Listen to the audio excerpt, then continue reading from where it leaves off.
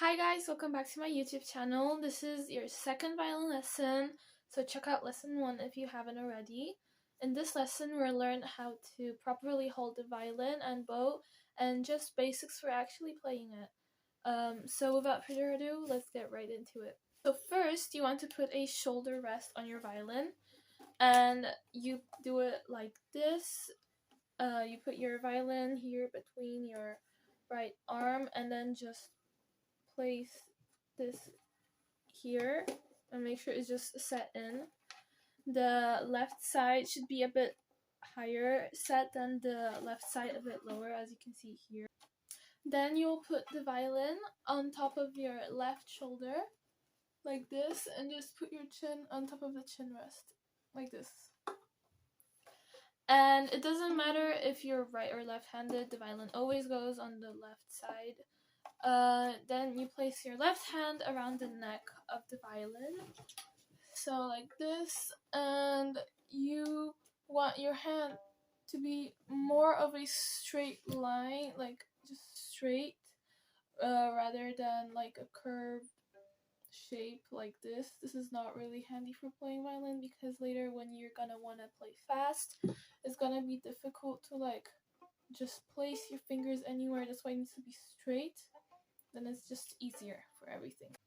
After that's settled, we can move to the bow.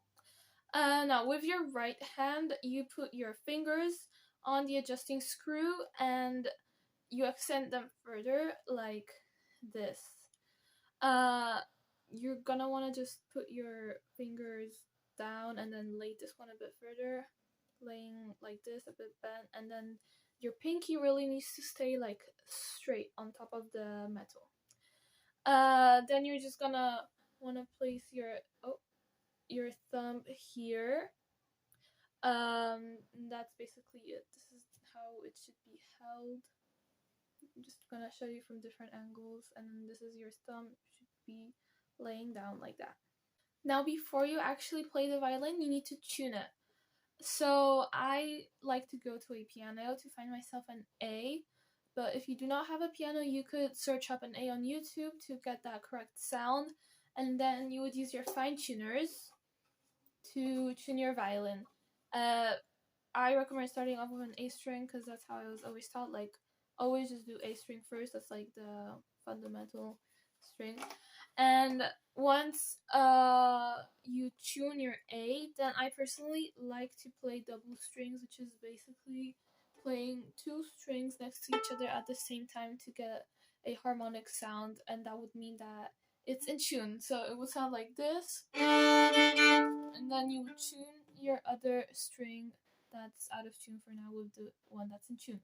So for example, if my A string is tuned, then I would use my fine tuners to find the correct D like this. And once it sounds good, then that means it's in tune. And now we'll do that with the rest. So yeah, just do that with each of the 4 strings.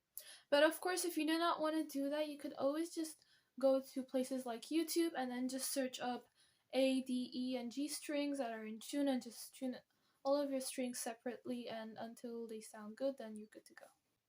There is also a way to stand while playing. I would recommend to play while standing if you're a beginner trying to learn, not while sitting, because standing is just the way to learn. That's just how you should start off by playing.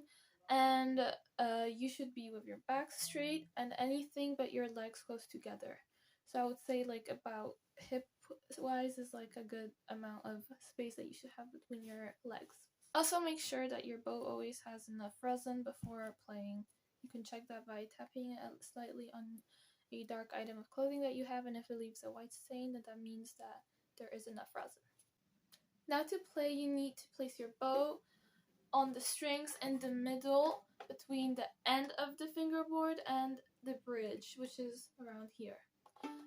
Now for an exercise, you could take the A string, and then you want to place your bow in the middle and extend your right arm fully till you reach the tip of the bow, and then bend it back again until you reach the frog like this.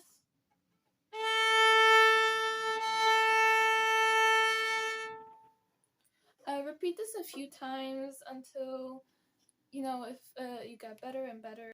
If this is your first time ever playing, you might hear a few squeaks, or you might see your bow move a little side to side.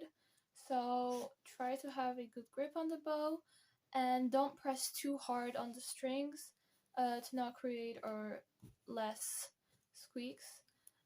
It's a fast and simple arm movement that goes like this, up and down, which I'll show you again.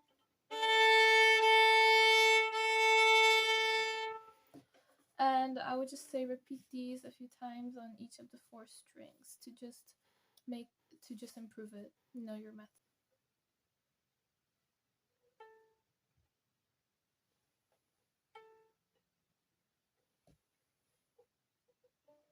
After you try that on the open strings, you could try putting down a few fingers on the fingerboard with your left hand. I recommend starting from the A string because that's where most people are always taught first. So you're gonna want to put down your index finger like this. Let me just show you from the side. Like here. So you have your hand straight like this, and then you just place one finger there. I'll show you from another angle. Now place your bow on the A string and just play it like you did before with the open strings. So I have my first finger here, and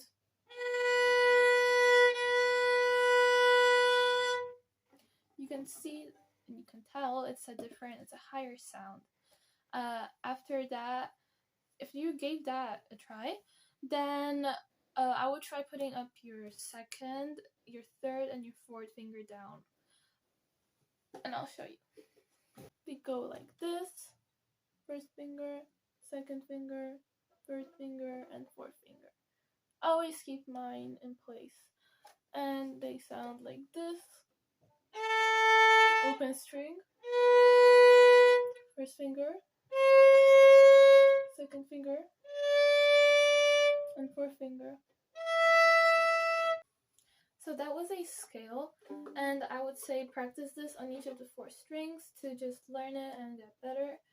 And also another thing that you should know is that the 4th finger actually sounds the same as the next open string. So for example, the 4th finger on the D string would have the same sound on the A string, and that's how you could check if it's in tune. So if you're doing scales, you could either place down your 4th finger or just play the next open string. But if I were you, I would also practice the 4th finger placements. I would always get it correct. But now I'll just show you how they should all sound so that you can copy and then try to play yourself. Starting from G string.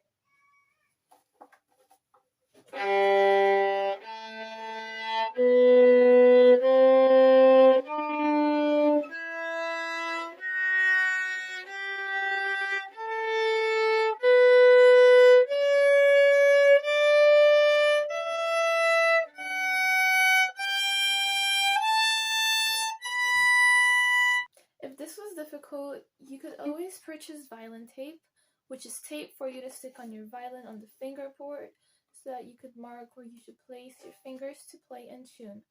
And you can find a picture like this one. So that was my video on actually holding the violin and playing it. Thank you so much for watching. Please leave a like and subscribe to my YouTube channel. And I hope to see you in lesson number 3. Bye!